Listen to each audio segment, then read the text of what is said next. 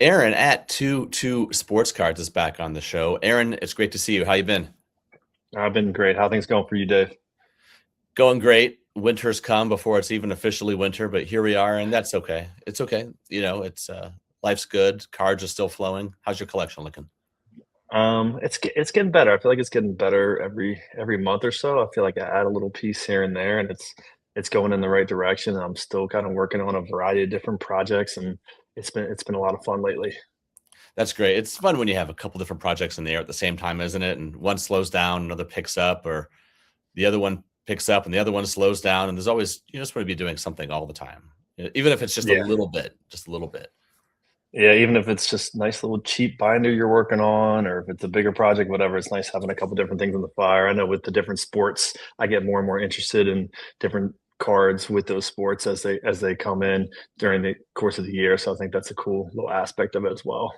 Yeah, it's the stagnation that kills me sometimes, and you Yeah. just gotta have that constant flow. Not constant, but you gotta have a regular flow, I think. You do. You do. I mean, I was talking to somebody on Instagram the other day and I was like, I haven't picked up a decent card for a couple months now. And I was like, I want to buy something. And he's like, patience, patience, patience, patience. And that's very tough when you want to have those mail days that are so fun to have and getting those packages in for I sure. know. I know, I'm with you. It's hard. Patience is like the hardest thing, I think, in this hobby. Definitely. Cool. Well, Definitely. this is the third time that you've been on, and the first couple times I've really enjoyed talking with you and had such good response. People love hearing your perspectives. And the first couple times I reached out to you saying, Aaron, come on, come on to the show. And this time you reached out to me because you had something that you wanted to talk about. So what was that? So I was listening to your episode 105, what being a collector means, and the quote that you were talking about, or a couple different quotes you're talking about, really stuck out to me. Specifically, the last quote from Walter Benjamin, and I felt like it was time to talk a little bit more in depth about it, and I felt like we could have another kind of good conversation. And we went back and forth, a little bit via Instagram, but I feel like this is worth really diving deeper into and having kind of both of our perspectives on it. And this is great. So yeah, I stumbled across this essay, a few weeks back, just like Aaron said, by a guy named Benjamin. This was about 80, 90 years old. His essay came out in 1931, and he was a book collector. And he was, as the essay begins, he had just moved, and he was unpacking his collection, and all the books were kind of stacked up, and he was looking at them like thinking about the stories that were behind them, how he got them, where he got them from, how to organize it, just like we would with cards. And then from there, it wasn't very long. It was a sort of 8 short pages. He starts doing this short little meditation on collecting and his own collecting and what collectors are like. And then the last quote, the one that you brought up, the one that really socked me over the head anyway, and the one that I think I've gotten the most feedback on of the five that I highlighted from the episode were ownership is the most intimate relationship that one can have to objects. Not that they come alive in him, it is he who lives in them. So, what was it about that stuck with you also? I think it's just this idea of you living through your collection, I think really stuck with me. And I remember I was in my car and I was driving somewhere and I stopped the podcast and I was like just trying to say like what it really meant to me, to really kind of give that response really out loud. And this idea of we kind of live through these objects. And obviously it's not us living through these objects, it's us living through what the objects represent. And for us as sports card collectors, it's these sports.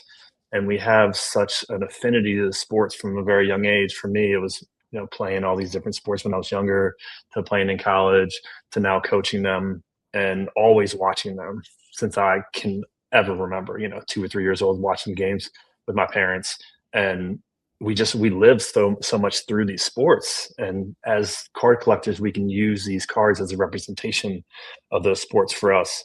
And it really gives us this ability to think more about what do these cards represent, but what does this time represent? This time that we spend playing, this time that we spend coaching, this time that we spend watching. What does that really mean to us? And the fact that like we're actually living and like really living life through those moments in sports. For myself, like some of my fondest memories besides stuff with my family is all sports related, from coaching to playing to watching, and we're really living during those times. And I feel like that quote he's talking about his books, we're talking about our cards, whatever it is, whatever those things that you have in your house that represent kind of who you are. It's a big kind of tell about who you are as a person, and you're living during those times, and that's super important to kind of think about and to enjoy those times, and to think about how I'm watching the game now and I'm getting enjoyment out of this thing, and it's because of my love for this thing, and it's because of the love that the athletes are showing out on the field or on the court. Yeah, I'm glad that you brought this up. I think this is a quote, right? This is an idea from a quote that I think deserves its own episode, which deserves some time to think it through. And I think you're spot on. For a lot of people, there are some who are into cards because they just like to flip or they like the camaraderie, and that's totally great. But for a lot of us, we use these cards to represent more. I don't know if it's the word identity. I'm not sure that's the right type word, but we're certainly trying to build something, right? We're trying to build, whether it's almost like a monument, right, to our Hmm. memories, or to how we want to see ourselves, or something along those lines. I'm not really quite sure what you mentioned, that you sort of pulled over, or you stopped when you heard that quote, and you mentioned how you kind of live through sports. How do you think about your sports cards when you are not each individual card, but when you think about what kind of a collection you want to put together, or when you think about how the cards fit together, how do you see yourself and how you are putting together your collection? I mean, I think it's a great question. I mean, this idea of you want to showcase your kind of history of you as a fan, and you want to do that through the cards. So we talked about this kind of the first episode I was on. I have this binder that I do, and I do an offensive player and defensive player of the year for every single year that I started going to games myself with my brother. And we did a tradition where we go pretty much every year to opening day at the Niner Stadium. And I've done that for 15, 16 years now. So every single year I have this set of rainbow cards about a specific player that I picked, but it represents really the time that I go when I spend with my brother, that we go, regardless of what we got going at work, regardless of what's going on with my kids, like me and him, we go, and that represents that binder kind of represents us. And he's not a big card collector now. The two of us used to collect cards a lot when we were growing up, and that's how we started. But I showed him the binder and I said, this is kind of what I'm doing. And I don't think he really 100% got it because he's not a collector, like crazy diehard collector like the two of us are. But hopefully he understands that like I care enough about the relationship that I have with him that I want to put more time and energy to that, and I want to showcase that. So I did the same thing with my daughter. So my daughter came down my room. My middle daughter, who's that's the biggest Niner fan of my three girls, came to my room. She was like, "Yeah, I was going through my collection." She's like, "What's this?" And then I went through kind of page by page with her and who it represents, and she recognized some of the guys from current guys, and she didn't from some of the old. But still, like she got to see, and maybe it set with her and maybe it didn't. Maybe she completely forgot. I don't know. She's 8 years old. But like hopefully I was able to kind of over time I'll be able to pass that on to her, and like why this is so important to me, and why do I spend so much time? Why do I spend some resources on this for her? This ties in too, I think, to something we talked about last time, but only very briefly, which is in how you write your posts on Instagram and the kinds that you like to read. If I remember right, the ones that you said you sort of skipped over were the ones where somebody would just posted a card, but it had no context. Or maybe it just said so and so athlete, PSA, whatever, pop four, two higher, the end. What is it about those types of posts that make you just scroll right on past? I think it's the kind of the lack of care, and I mean, no judgment. I've done this before too, but it's like the lack of care to really show everybody else why you have this card in your collection. Like, what's the purpose? I want to hear the purpose. You spent money on this, you went on eBay, whatever auction site, and you did it. Like, you decided out of all the different cards in the world.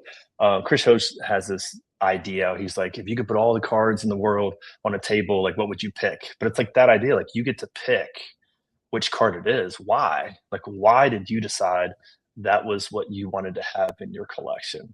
And when I read somebody that does that, I'm like, all right, they put some thought into this. It wasn't just like quick, I want to bin, I want to mail day, which I've done tons of times before, but it's like they really thought about it and they can show that care. And like back to the quote, they can show them kind of living through that person, like they connect with that person in one way or another way. And that's what it really should mean when you own something. Like he said, this idea of ownership being this intimate relationship.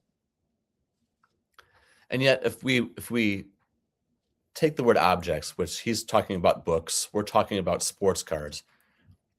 I wonder how it would be if we put a different type of object in there. What if we were talking about a couch, right? What if we were talking about the tires on our car? There are different types of objects. What do you think helps an object jump over that invisible creek to go from something you just sort of have to something that you own? That's a great question. I mean, I'm kind of looking at my living room right now and I see all the different pieces that are in my living room and the couch and the objects and stuff. And it's not me that picked those out. I might have helped a little bit, but it was really my wife who picked those out. And but why? Why do you own this thing? Why do you want to put this lamp on this specific place or this star? Like she's a big into stars. So I'm looking right now at like 3 stars, but she likes this idea of stars.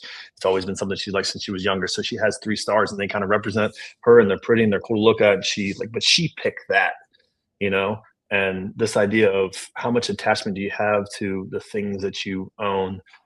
It's a tough thing because a lot of things is like, well, they don't really matter that much. Like this couch compared to that couch or this thing. But like when you talk about like decorations or like something you really thought about picking one thing over something else, I feel like that's where that object turns from just being an object to being something that matters to you, even if it's just because the design is good, but that design matters to you. I feel like is an important kind of stipulation between the two. That word design is fascinating to me right now because we have all these cards. You have a lot of San Francisco 49ers cards. That's what a lot of your PC is, plus other stuff. But if people look at your page, they'll see a lot of San Francisco 49ers. If people look at my page, they see a lot of St. Louis Cardinals baseball cards. And it's interesting to me because if you have one card of Patrick Willis, one of Roger Craig, one of Joe Montana, individually, it's just a card of Patrick Willis, Roger Craig, Joe Montana. Mine would be just a card of Brian Jordan, Willie McGee, Albert Pujols. But then you put them together and it starts to become something new. And I almost think then that the object is no longer the card that you own, but rather the cards that you own. And even though one is singular and one is plural, when you start putting them together, it becomes something new. And then it becomes something in a sense that you built. And even though someone else took the pictures for the cards, even though somebody else printed them and designed them and then distributed them, what you choose to do with them, what anybody chooses to do with their cards is create something that has never existed before in a way. Yeah, I mean, it's a great point. It's this idea like you're building a house, right? And you get to decide, like the outside of the house, you can decide what it looks like. And the inside of the house, you get to decide looks like if you're architect but like you get to decide, right? So you're building something from nothing, right? It's like a blank Instagram page. Nobody has any idea who that 22 Sports Cards is before I came up with the idea of this is going to be my name or I owe Dave Schwartz. What does that mean to you? It's like the shallow end. What does the shallow end mean? But like you then built what that meant from the content that you put around everything that you put out there from the podcast. Every single episode is kind of building on themselves. It's the same idea of you're building it's your own thing. You don't have to answer to anybody about it. This is your thing. You get to make all the decisions, and can show you who you are. And I like this idea of it being pieces, right? We got this piece and this piece coming together. And when it comes together, that makes you and who you are, with all the different decisions that you make from the design standpoint, from the brand you want to go with, from you want autographs or patch cards or whatever, that all makes kind of you who you are as a collector. Almost like a mosaic in a way, right? Where Yep. There are smaller pictures that when you zoom out, make a bigger picture. I love that. Have you ever experienced the sensation when a card pops up and it goes from a card that you want to a card that you need? Right? You look at it, you think, this is part of my collection. The person selling it doesn't know it. The other people who might be looking at it and have it on their watch list, they don't know it. but I know that this card belongs in my collection. I might be being overly dramatic with how I'm phrasing that, but have you ever had a card pop up where it's like, okay, if my collection is going to be my collection, this card needs to be in that collection. Yeah, I mean, I think that it was a little traumatic, but it's kind of how we are. Yeah. It's like we see something, and it's this little piece of cardboard with this picture of this athlete, and we're like, "That's mine. It's got to me. I got to go get that. I'm going to put whatever I have into getting that thing." I think it happens. It happens a lot. I mean, I had a guy post. Yeah, I think it was yesterday. He posted something. I'm out doing Christmas shopping with my family, and I flip on Facebook for a minute in a Facebook group, and this guy posts this amazing 49ers collection, and he's like, I'm thinking about putting some stuff up for sale. And like immediately, like, everybody's like going nuts because he's got an amazing collection. And he had a George Kittle gold vinyl from 2021, I believe. And I was like, that needs to be in my collection. Like, I need to get that card. So I reached out to him and explained I was trying to do the George Kittle gold vinyl run and this and that. And he's like, I don't know if I'm actually going to sell that one. And I'm like, okay, but I'm gonna get that card because you decided to put an Instagram post or Facebook post together of all these cards, and you have a little bit of an inkling that you don't want that card anymore, or it would not have been in that picture. So like, it's gonna take a while probably, but like I'm gonna get a hold of that card from him and make that work in due time. So it hasn't happened yet, but I will see that happening in the future. And there's benefits and negatives and positives to buy it now versus an auction, or sometimes auctions are better. When something that I want pops up on auction, I get excited because, especially if it's a cheap card, because I know that I will go further than anybody else is, right, for that card. This happened a couple weeks ago it was the Scott Rowland Bowman Heritage, right, out of like 52, I think it was, right? And they almost never pop up, these black Heritage Bowman cards from it's like 06, 07. And a while back, I found the Pujols, which hadn't sold in 12 years. And that was for like $50. And then found Jim Edmonds, and then found some other Cardinal. And the two I was looking for were Scott Rowland and Adam Wainwright. I've never seen the Wainwright. The Rowland pops up, starting bid 99 cents. I'm looking at this. I'm looking around, even though there's nobody around me. Like, this just popped up, right? And I like it, or I save it to my watch list. And a couple of days in, like, I don't think no one's bid on it, and I don't want anybody else. I don't want the seller to pull it down, thinking there's no interest, because I've done that before. I'm like, I'm not going to waste my time. So I put my 99-cent bid on it, or I put my dollar bid on it. And 3 days go by, 4 days go by, 5 days go by. I'm the only one watching it, and it gets to be the final minute, the final 5 seconds. I put my mega bid in of like $12 on this, right? Yeah. And I win it for $1. I made such a big deal for a week, thinking I'm going to go past everybody for it. But you have this week of anticipation.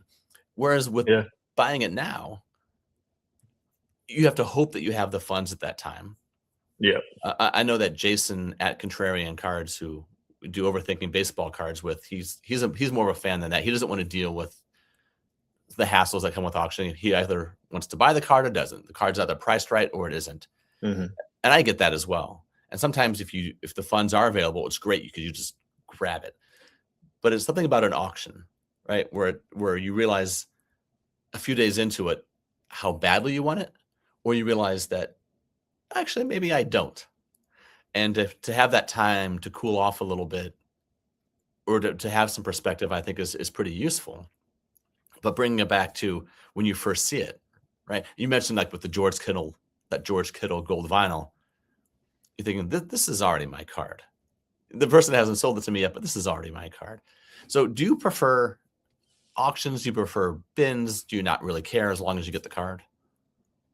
That's a good question. I mean, I kind of like them both. I guess I prefer to buy it now if I had the funds, so I don't have to worry about the stress of that last minute thing. Because you've been there. Like, I was there the other night, and I'm like, I put a bid in. It was solid. I thought it was enough to get it, and it was half the price. 2 minutes before, and all of a sudden it just goes tick tick tick tick tick. It goes up, and I end up getting the card, but it was still like that. I mean, it's kind of invigorating to go through that process, but like I would rather just buy it and have it. So I don't have to worry about, okay, I'm going to lose out on that card. But like for you with this card, like I wonder how many other people were looking for that specific card, had that specific save search on that you had, which is kind of a cool concept to think about. Okay, well, I'm the only one. You were the only one who thought it was either in their save searches or good enough to actually put money towards it. It's nice, like this idea of building blocks. That's a piece like that separates you from tons and tons and tons and tons of other collectors by being able to do that. Yeah, and I'm trying to bring it back to Benjamin. The last two sentences of the quote, of the one that struck you, struck me, struck lots of people from what I could tell, was talking about these objects, right? Not that they come alive in him, it is he who lives in them. And if I flip that to cards, right? The cards don't come alive in us. We live in the cards. And I'm not sure I'm really there yet.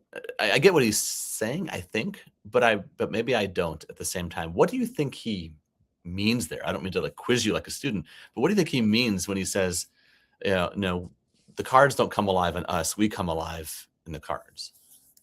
Maybe I mean, I was kind of thinking about it from this kind of sports perspective of you watch the sport and you were living, right? But I feel like what you just brought up makes me think about this idea of like us as a person are coming alive during this thing, right? So like we go through day. My wife said the other day, she's like, just this feels like we're just in the rat race and it's just the same thing over and over and over again. And I'm like, I kind of feel that way, but I don't because like with sports cards, you never know what's going to come up. Like I never know what's going to happen when I go, I flip up and I look at eBay. All of a sudden, there's going to be a card that I wanted, or this guy on Facebook Marketplace, he's going to have something, and it's invigorating, right? And you're kind of living, and your adrenaline's going, and just it feels different. And maybe that's what he was talking about. This idea of we're so passionate about these objects that when the object is available, or we have the ability to get the object, or real ability to have it in our hands, we're really coming alive. And maybe that's what he was talking about as opposed to the other way that we said before. Right. And we know what we can do with it. We know where it fits. We know we see a bigger picture in our mind's eye. Only we can see it. And then I start thinking about what about collectors? What about say the 98% of sports card collectors who are not on social media? What are they thinking when they find a card that they want? Is it just a matter of, oh, here's my card, I'm going to cross it off my list? Or are they completely content building something that maybe only they and a few of their friends, or maybe only they see? It's hard for me to imagine collecting in a vacuum. It's hard to imagine not collecting online. It's the reason that I started my Instagram a few years ago. I had a card Twitter, but it's usually for selling and buying is all I did with it. And I got rid of it because Twitter became a total cesspool. But I felt completely like kind of alone, I guess, but sort of like, this isn't fun. I don't really know anybody. I'm here I'm a 40 something year old person and I'm collecting these cards and there's nobody to show it to. My family doesn't necessarily care, nor should they. There's a card shop, but I don't want to drive there. Hey, look what I got. They probably just say, okay. I wonder what it is like. I wonder what it's like to collect and not care about sharing at all. If your whole collection is just inside you, if it's just all completely internalized. What do you think? Yeah, I think that was a great, like, there's another quote, and I can't remember which one it was, but he talked about this idea of, like, would you do it just for you? And are you benefiting it just for you, or you're benefiting for other people? Mhm. And that's kind of the same idea that you're talking about. Like, I collect a little bit of basketball cards here and there, but I don't post about them a lot. But I should, like, I should get that out there. And I feel like I don't post about him because this perception of, oh, he's a Niners collector. What is he doing? Posting a Shaq card or this and that. Why is he posting about Donovan Mitchell card? It's like that concept. And like, why do I care? Like, I shouldn't care about that. Like, who cares? Like, that perception doesn't matter. I like this idea of you're doing it to build these relationships. And I feel like I'm in the hobby, but I feel like I still haven't built those like strong friendships that people talk about all the time. So I'm trying to find a way that maybe it's starting my own YouTube channel or posting more on Instagram to really build those connections because I mean, that's what life is about. It's like about the connections you have and the common bond that you have and you share with somebody is something that really, makes you live, as he would say. I am so fascinated by what you said about how you want to post some basketball cards, but you don't because that's not what you've built, right? On Yeah. Instagram, it's almost like we've all branded ourselves in some way, Exactly. And I'm right? not trying to make money off this thing. I'm not a brand. And like, I have a marketing background because I did a lot of marketing before I became a teacher. So I understand that concept. And I've started a couple little businesses here and there. So I understand that idea of branding, but like, that's not what this should be about. It shouldn't be about the brand. It should just be about you, Dave. It should be about me. It should be about whoever it is. This is just you. Who cares whatever the people, and it's a problem I talk to my kids about all the time at school. It's like, who cares what so and so says? And it's tough for me to get that across to the high school kids because they're high school kids and they're not mature enough to understand that concept yet of it doesn't really matter. Like the only thing that should really matter to you in general is like what your best friends think and your family, and that's it. Like that's what should matter. Now, does other stuff matter to me? And do I listen to other people? Yes, 100% all the time. But it shouldn't really matter. Like you should be okay with that. And like I'm old enough now, I'm in my 40s. Like I shouldn't be caring about not posting a card. Like that's just dumb. It's like just grow up, Aaron. Like what's going on? Should there's the word should that we should be able to, Should. right? Yeah. But can you? Will I go down, downstairs and post a NBA card tomorrow? Maybe, but I got a couple other Niners cards that I want to post first. You know. Yeah, and what's crazy, I bet if you we've talked before we hit record a couple of times, we've talked about your basketball stuff that you're putting together. Really fun. But I bet if you posted it, and this is not something about you individually, but I bet if you posted it, you would get less engagement, is the term, interaction Yeah. than if you posted a Niners card. Because when we start branding, then that's what people recognize. That's what brings them back. It's if McDonald's comes out with a triple cheeseburger, they're going to get a lot more interaction than if they come out with a taco, because nobody wants to see a taco from McDonald's. It creates this cognitive dissonance, right? Where people they're not like, no, their brains are going to explode. They're going to blow a fuse because it's not what they expect out of people. I think that's one of the downsides of social. There's a lot of upsides, you know, meeting people and sharing and laughs and anger and all sorts of things, all sorts of the emotions that come with social media. But yeah, it does kind of make us get stuck in a way, because you with basketball, I picked up but I finally had delivered this past weekend a Barry Bonds card. And I'm Nice. thinking, do I want to share it? I don't know, because I'm not really the Barry Bonds guy. Yeah. And and I don't really have any others in my feed. Am I going off brand? But we should be able to. We should be able to without the fear of not getting the likes or without the fear of messing up the look of our page. Yeah. But I mean, that's kind of it's this idea of building blocks, right? In terms of all these cards are building blocks to make up kind of who we are. So if those blocks and there's 90% of them for me is Niner stuff and 5% is baseball Oriole stuff and then 5% is basketball, like who cares? Like that's who I am. It's what I care about. It's what I want to talk about. We shouldn't care about that stuff. But it's kind of, as a as humans we do. We care about what other people think about us a little bit too much. I would assume kind of across the board the majority of people would be that way. Yeah, I think we all do. And I think it's just natural. I Yep. think we see it too in the names of how some of the names ways that we brand ourselves with our names on Instagram. I put the state where I live in mine. Right? Some people call themselves so and so collector with whatever athlete collector. And Yeah. I've talked about this before, but in different contexts. But I do wonder what happens to the psyche of someone who calls themselves, I'm going to pick some random athlete. I just mentioned Barry Bonds. So let's say if somebody calls themselves Barry Bonds collector 1234, and they have these amazing Barry Bonds cards, and this card pops up on eBay or Fanatics Collect or whoever, and they miss it. And then somebody else gets the Barry Bonds card and they post it. Does the person who is Barry Bonds collector 1, 2, 3, 4, do they look at their collection and think something is now missing? Are they mad? Do they feel like the other person is a fraud? Do they think that maybe they should change their name now because they're not really the collector because somebody else is also the collector? I do wonder how identity plays into that because I think that's a bigger part than a lot of us understand.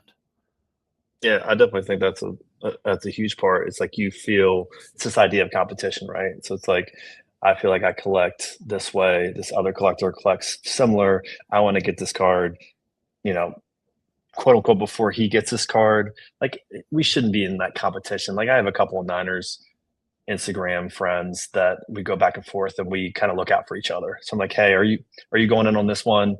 I'm thinking about it. I wasn't sure. I think I would bid X amount. We kind of go back and forth and we try to have an open dialogue with what's going on. So it's more of a we're working together with it as opposed to being so separate. And that is hopefully going to kind of build that bond stronger between people that kind of looking out for each other. I had this collect the other day, Atlanta Falcon, perfect example. I think it's Atlanta Falcons collector or something like that. And I saw something. I saw a card come up. It was like a Julio Jones superfractor, and it was in a story sale, but it was just like a video in a story sale. So like I screenshotted it to him and I sent it to him. I said, hey, just so you know, this is a card that's coming up. I'm not sure if you're looking after that.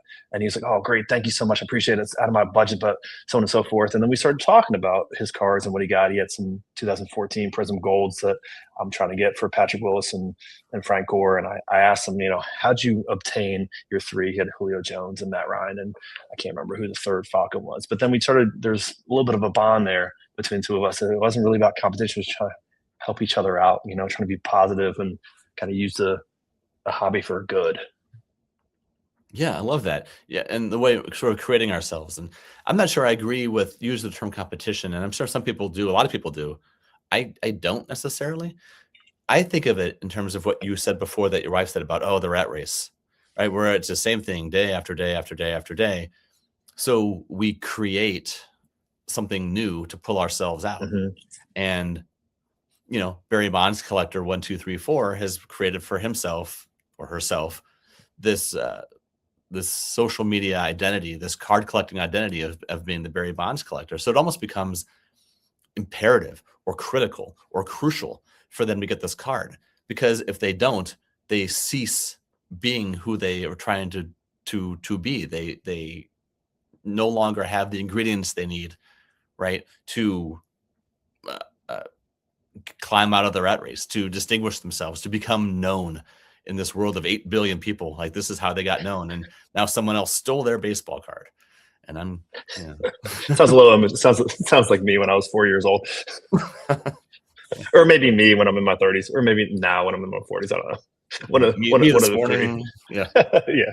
Who knows? What knows? No, it's like I like the idea of just getting out of the rat race and what can you do to be positive, to enjoy, to be different, and my wife said that, and I agree with her to a certain extent, but I feel like it's different. I don't feel that way, and I feel like one of the reasons is because sports in general.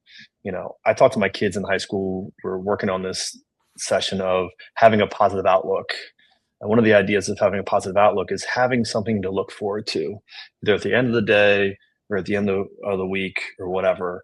And for me, it's sports. So like over the weekend, the best part of my weekend was Sunday night watching the Niners game with my family, and that's what I look forward to. I was like, I love Sundays. My wife's like, I don't really like Sundays. I'm like, I love Sundays because of football.